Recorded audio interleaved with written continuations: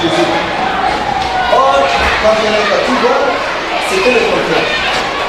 Bien sûr, les enfants mangent, mais pas avec une fois. Ils sont laissés comme ça. C'est pourquoi on a réussi à faire un communiqué de presse et puis on a dit à cette élection-là pour que, sur un peu le comité là pour que la gestion de ce qu'on soit transparente. Et c'est quoi c'est moi le conseil islamique aussi a fait.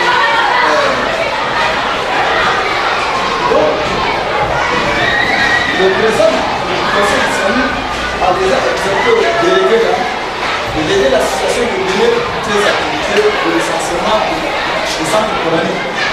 Cela permettra à la mairie, le conseil islamique et l'État de planifier les classes sociales de ces enfants.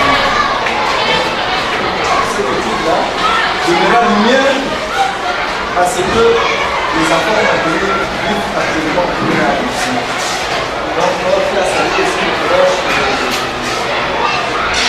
On attend 2 semaines, 1 mois, on réunit, on cotise.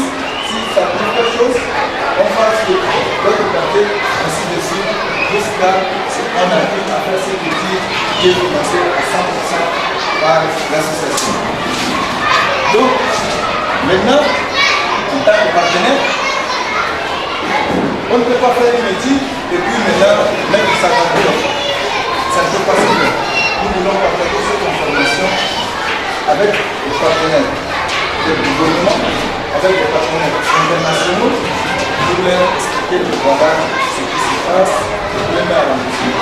Si vous pouvez nous aider à faire dans les autres arrondissements, pourquoi pas l'échelle internationale. Et cette étude, on a fait cette étude sur le plan de l'éducation, sur le plan de protection, sur le plan de santé et sur le plan comment on les écoles coraniques. Et ça, on a eu à discuter avec les mêmes coraniques physiquement.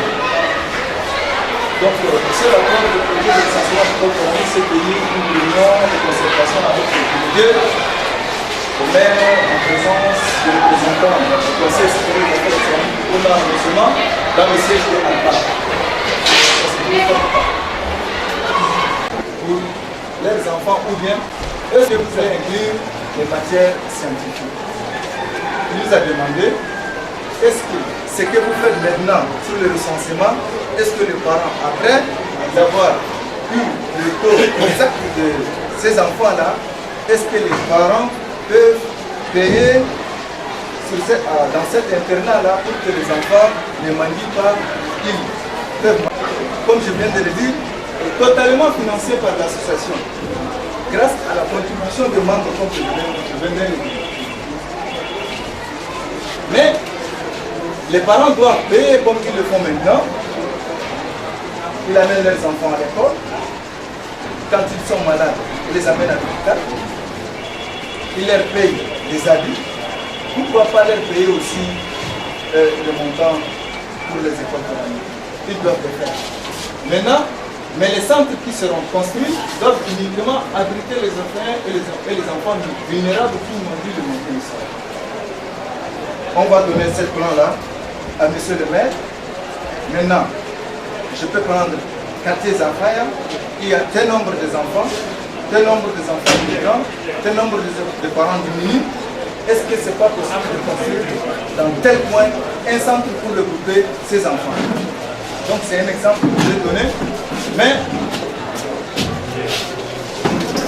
faire un atelier national pour faire la rénovation des écoles coraniques.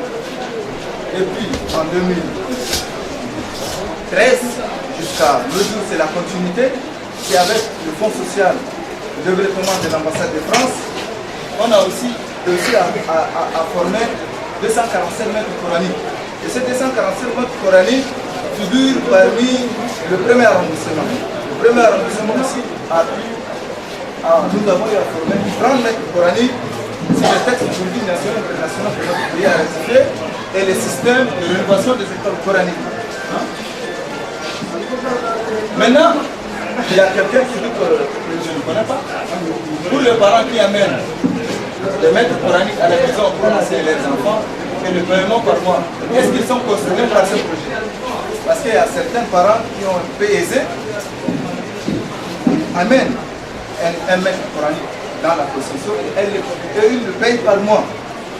Est-ce que ces enfants-là sont concernés par ce projet? Nous avons la réponse. Mais je lui ai dit, ils sont concernés mais indirectement. Parce que ces enfants sont là. C'est eux. C'est lui qui les prend en charge. Ils sont payés, ils sont logés chez lui. Et le maître coranique, même c'est le parent là qui paye. Surtout quand on a dit indirectement. Mais on peut voir, si le maître coranique n'est pas formé en pédagogie, nous allons, cette étude-là nous dira que vraiment tel nombre de maîtres coraniques qui enseignent les enfants à la maison, ils n'ont pas la pédagogie. Est-il pas possible de les former en pédagogie qui prendra en compte les droits de l'enfant en général? Donc, et s'il a été formé, on va seulement faire le renforcement des capacités pour mieux enseigner et protéger les enfants contre la maltraitance et la torture. Voilà les listes de délégués que nous on a eu à rencontrer. Ils sont au nombre de 14. On a les délégués de Guillemets, Kakandiri, Kibile, Majuru, Masira Goma, Zafaya, Farshan, Milizi, Amsidene, Kibor, Adda, Alaya, Adeptima, N'Djamena Koudou. Tous ces délégués-là ont travaillé avec nous. Vraiment, on les remercie pour tout ce qu'ils ont fait pour que cette étude-là soit réalisée. Maintenant, on a fait d'abord ce qu'on appelle étude de terrain. Avant de descendre sur le terrain, on a fait un spécialiste à titre privé qui a fait d'abord l'étude du terrain, les droits de l'enfant en général. Donc, et s'il a été formé, on va seulement faire le renforcement des capacités pour mieux enseigner et protéger les enfants contre la maltraitance et la torture. Voilà les listes de délégués que nous on a eu à rencontrer. Ils sont au nombre de 14. On a les délégués de Guillemets, Kakandiri, Kibile, Majuru, Masira Goma, Zafaya, Farshan, Milizi, Amsidene, Kibor, Adda, Alaya, Adeptima, N'Djamena Koudou. Tous ces délégués-là ont travaillé avec nous. Vraiment, on les remercie pour tout ce qu'ils ont fait pour que cette étude-là soit réalisée. Maintenant, on a fait d'abord ce qu'on appelle étude de terrain. Avant de descendre sur le terrain, on a fait un spécialiste à titre privé qui a fait d'abord l'étude du terrain. Et puis cette étude-là a facilité à nos agents-là de répertorier les parties accessibles et inaccessibles. Telles que, je peux dire c'est dans quel quartier là. En ce moment que nous on est parti, c'est impraticable. En saison pluvieuse, il a fallu d'attendre jusqu'à la saison sèche avant d'aller faire cette étude. Donc, et nous avons seulement loué les motos. L'association n'a pas de moyens pour louer les véhicules, tout ça. Mais on a mis à la disposition de ces recenseurs-là les motos pour aller recenser. Nous remercions certains délégués qui ont mis à la disposition leur voiture pour faire ces recensements. Vraiment, on leur fait chapeau. L'équipe a fait 2 jours de recensement du 13 carré. La 13e, c'est le domaine au Koudou. On n'a pas eu le voir jusqu'à ce que le PG du maire nous a vraiment mis en contact et c'est ce qui a aussi retardé cet aspect. Et après, après le recensement, on a encore passé pour faire le recyclage. Et ce recyclage-là, ils ont aussi à faire. L'objectif de ce recensement décline de la façon suivante. Nous, on a prévenu ça avant que le phénomène de Boko Haram là, nous attaquent. Parce que dès le départ, notre objectif là, c'est mettre un garde-fou contre les personnes mal intentionnées. C'est pourquoi, après ce défi, toutes les écoles coraniques doivent d'abord déclarer à la direction ci-citée l'éducation de base non formelle, la direction des enfants, de l'enfance, de l'action sociale, et aussi le Conseil supérieur pour les affaires islamiques. Le Conseil supérieur, ils ont l'air délégués partout au Tchad. Donc, les écoles coraniques doivent d'abord faire ce qu'on appelle la déclaration. Après avoir déclaré, les enfants doivent, ça, comme nous on le fait souvent dans nos centres, les enfants aussi doivent participer dans la vie des quartiers. Parce que les enfants mandarines, tout le temps, ils demandent, ils sentent que vraiment ils sont dans l'infériorité. Mais pour les mettre à l'égal, avec d'autres enfants, il faut leur participer à la vie du quartier.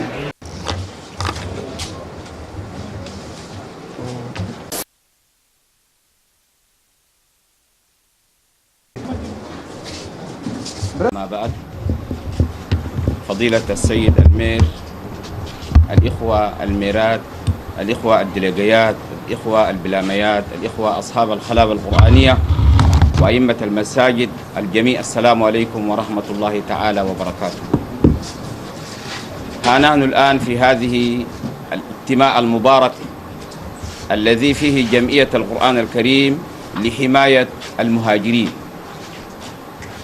نجتمع من أجل هذه الجمعية التي قامت بمثل هذه الآمال، وفي مبدأ الأمل هي قامت بالتنسيق مع المجلس الأعلى للشؤون الإسلامية بجمهورية تشاد، وبالتنسيق مع المندوبية في البلدية الأولى.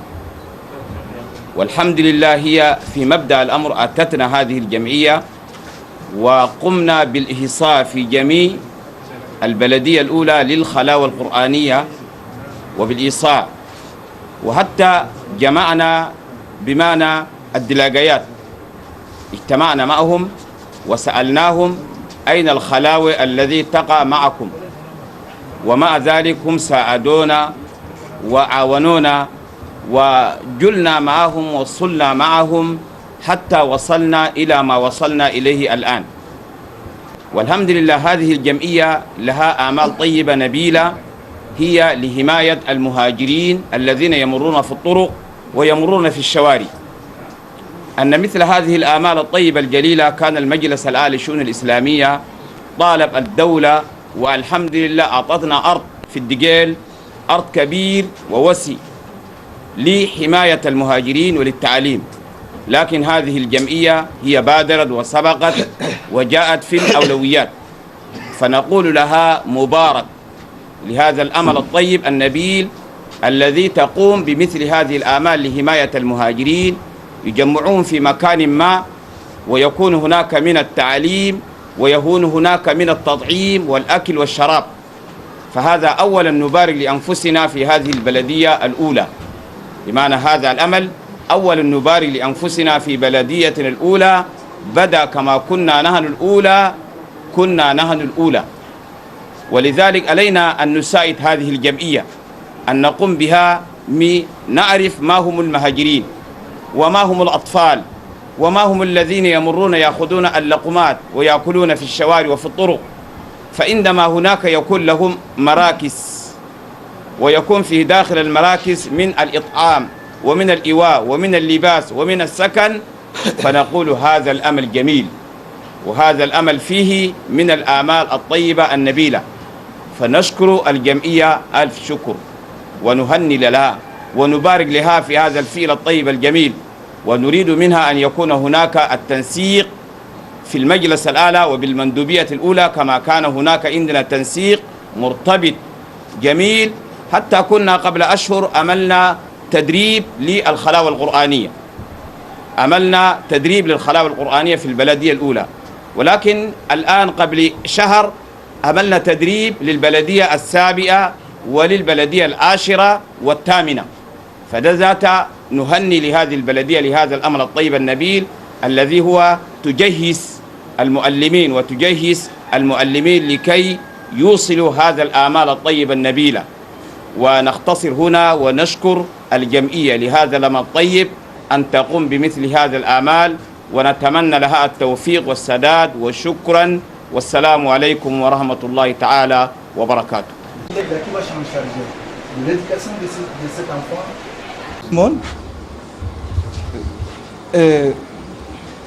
Monsieur le représentant du Conseil supérieur des affaires islamiques, Monsieur le maire de la commune du premier arrondissement, Monsieur le représentant du gouverneur, Monsieur le représentant de la PICET, Madame la représentante du Fonds social de développement de l'ambassade de France, Madame la représentante de l'agence tchadienne de presse, chers partenaires de l'État et les partenaires internationaux. C'est un grand joie pour l'association, pour la commune et pour les enfants muhadjiri. Pourquoi? Parce que cette étude qu'on vient de le faire, on n'a fait que rien que pour ces enfants. Et je profite de ce micro pour faire un plaidoyer auprès du maire du premier arrondissement, auprès du représentant du Conseil des affaires islamiques, auprès des institutions de l'État qui ont en charge de la protection des enfants et aux partenaires internationaux, que cette étude-là ne soit pas dans les tiroirs. Je ne veux pas encore entendre d'ici 6 mois, si on arrive à évaluer la commune du premier arrondissement, on veut voir un résultat escompté. Tout ce que je viens de le présenter sur le plan éducatif, sur le plan de rénovation des écoles coraniques, sur le plan, maintenant, ce n'est pas la protection des enfants muhadjirines, maintenant, c'est la prévention. On est entouré par des personnes mal intentionnées. Ils veulent utiliser nos enfants à leur fin. Ils veulent utiliser nos enfants pour exploser les mosquées, exploser les églises, exploser les marchés, exploser tout ce qui est contre l'idéologie dévastatrice. S'il vous plaît, ce plaidoyer que je veux d'abord que ces enfants-là aient cet acte de naissance. Je viens de le présenter, c'est 99% de ces enfants, ils n'ont pas d'acte de naissance. Je veux que l'État, la mairie, les partenaires internationaux votent ou bien créent un fonds spécifiquement pour que ces enfants-là aient l'acte de naissance. Et le deuxième plaidoyer que je veux le faire, monsieur le maire, est à côté de moi, s'il vous plaît, cherchez-nous un terrain pour qu'on construise un banc d'aliments pour que la population du premier arrondissement contribue financièrement, matériellement pour gérer ces banques d'aliments. Et ces banques d'aliments servira à nos enfants qui sont dans les centres et ça va réduire la mendicité. À la direction de l'éducation de base non formelle, de faire en sorte que les maîtres coraniques soient intégrés à la fonction publique, parce que cette étude que je viens de le présenter, il n'y a aucun maître coranique qui est salarié. Et ce qui a fait que maintenant, les maîtres coraniques n'ont pas d'argent pour gérer les enfants, c'est pourquoi ils les laissent mendier. Aux institutions internationales, de nous donner confiance et de voir ce qu'on va faire pour la protection et pour la lutte contre le terrorisme. Chers délégués, c'est un grand travail qui vous attend. Je vous remercie de tout le travail que vous nous avez fait. Maintenant, sur le pratique. Vous nous avez aidés sur le plan technique, mais maintenant, c'est la pratique. Dites à vos chefs de carré de dénoncer tous les maîtres coraniques qui n'ont pas l'agrément de la commune, qui n'ont pas l'agrément du Conseil supérieur des affaires islamiques, de le faire déclarer au plus vite possible.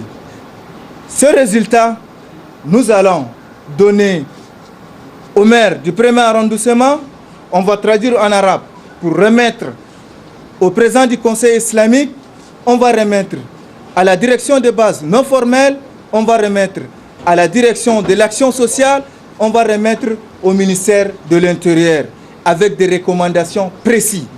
Chaque ministère doit prendre ce qui le concerne. Inch'Allah, d'ici 6 mois, si on vient pour évaluer le premier arrondissement, c'est sûr qu'on va faire à 80% de progression et nos plaidoyers ici ont été pris en compte à 80%. Je vous remercie.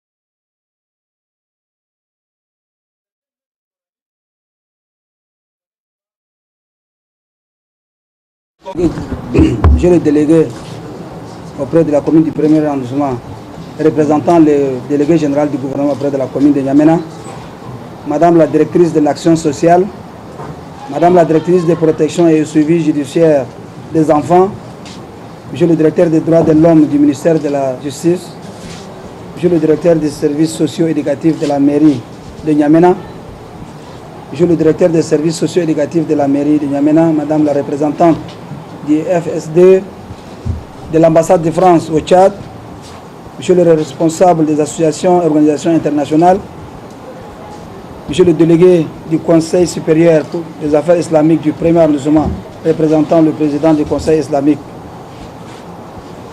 Monsieur le délégué des quartiers, chef de carré, chef de race, les imams, les pasteurs, toutes confessions religieuses confondues, chef de service, mesdames, messieurs, chers participants. Je me réjouis particulièrement ce matin de votre présence très massive à l'ouverture de présentation de l'étude des écoles coraniques sur les problématiques et les cas sociaux des enfants mahajirines du premier arrondissement. Malgré vos préoccupations multiples, vous avez fait preuve de votre présence et cela par rapport à la pertinence de ces études. Mesdames et messieurs, ce recensement des écoles coraniques dans notre commune vient au moment opportun grâce à la contribution technique et financière de l'Association pour l'enseignement coranique et la protection des enfants muhajirines AECPEM.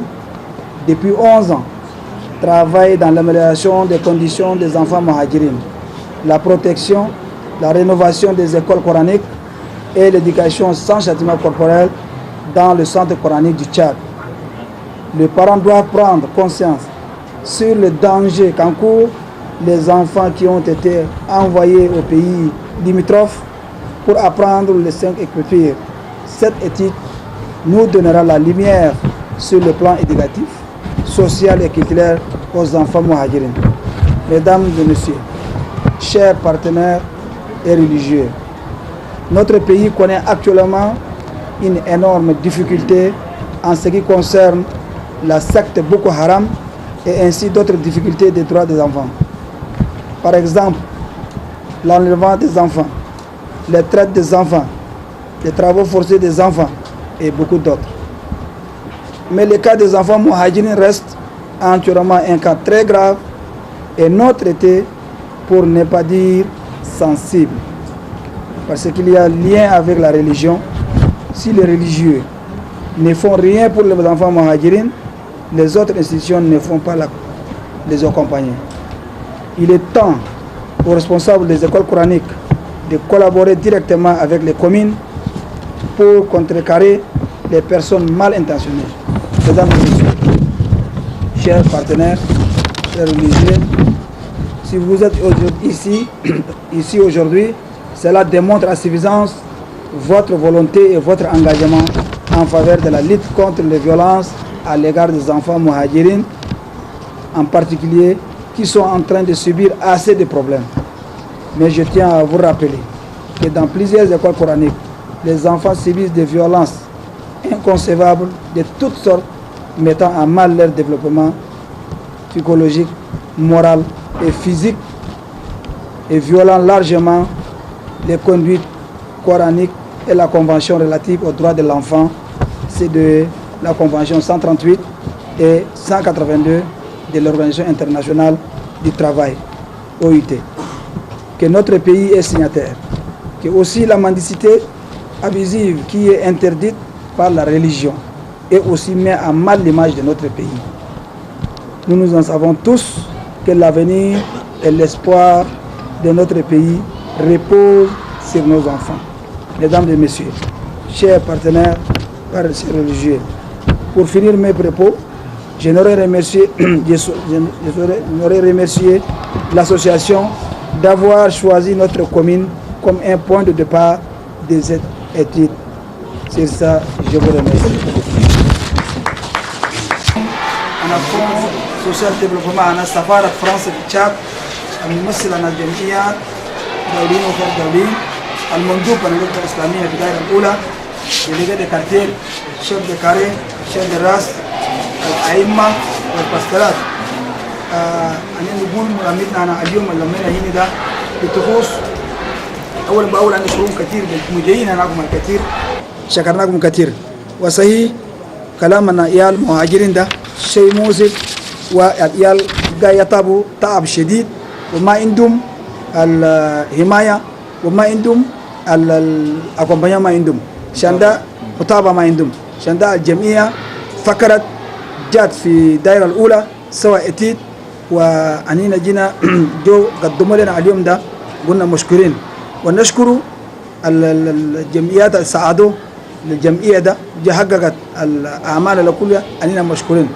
وبهذا الوقت نشكر وسي ديليغي كارتي السهم مع الجمعية وساعدهم حتى جبال رئيس الجمعية ورا بعد منهم أنتم أربعتهم ذاته ساهموا وعشان ده بس النتيجة ده قدروا يلقوا نتيجة سمحة وأننا كبلدية أنا الدائرة الأولى نطلب من أئمة ومن الديليغي كارتي والشيف دي كاري عشان والجمعيات الخيرين قاعدين ده عشان يراقبوا وبعدين يوم اللي خدتوا لنا البروجرام ده كملوا جابوا لنا ننشر لكم نكونوا يعني واعيين معكم ووقت الجمعيه ده جاء سوت اتيتا كده في وقت مناسب في وقته بس كي وقت ده في سكت بيقولوا البوكو حرام قامت وجاي يتلزي يالدول ده بس يدسهم القنابل ويمشوا يسووا قنابل في المساجد وفي المدارس وفي كل مكان في اسواق كل مجتمع شندا هنا نقولوا نشول اتيتنام ده باهميه ما بس ندسوا في التروار ونقوموا نساعدهم ويال ده ذات مكان الكازرنم ده طلبوا بس مننا برضه نقالوا مكان يبنوا مكان انا بانك دوني ان شاء الله كلام ده كله هنا نشول بالمهم نلقوا لهم مجال كيف يجوا يسووا بانك دوني حتى قوانين النشاط اللواء يقولوا الكونفنسيون 138 والكونفنسيون 182 ده ذاتها بنت حمايه للاطفال دونك ممكن ده ذاتها نشيلوه واننا نهامو فوقنا فوق عيالنا بعدين انا نقول هم الجمعيه 10 دائرات شالوا الدائره الاولى بس اول يوم وجسوا اتيدا فوق ده ما نشكرهم كثير ففي ده نقول الجلسه فاتحه وممكن اننا بعد الاستخدام الشهاده ممكن انت نعمل اخر نخرجه لكن انت تقعدوا تطبوا مع الرئيس الجمعيه ده تشوفوا شغل اليافعين في التيران ده وبعدين ان شاء الله نتابعوا نسوء عملنا فشكرا. شكرا. تقديم الشهاده الجمعيه لتعليم القران وحمايه الاطفال المهاجرين منهج بالسيد محمد ابراهيم سيام. تشهد الجمعية لتعليم القرآن وحماية أطفال المهاجرين بأن محمد إبراهيم سيام الأمدة البلدية لدائرة الأولى قد ساهم في تسهيل إرساهيات الخلاوي القرآنية حول حالات الاجتماعية والمشاكل التي تعانيه منها أطفال المهاجرين في الدائرة الأولى. فلذلك أن الجمعية لتعليم القرآن وتعليم القرآن وحماية أطفال المهاجرين تقدم له شهادة الشكر والتقدير.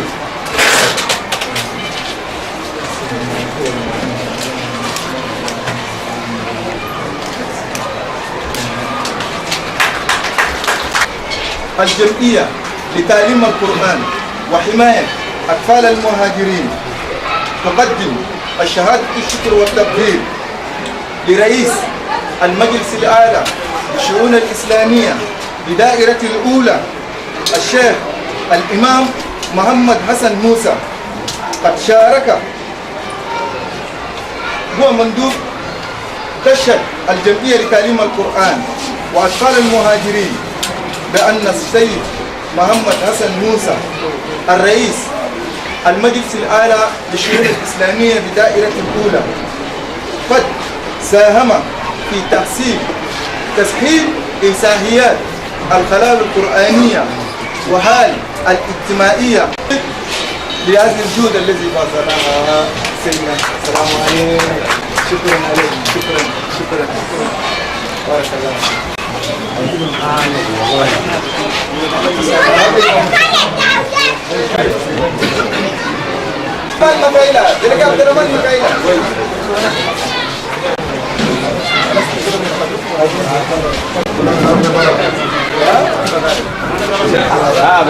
بكمل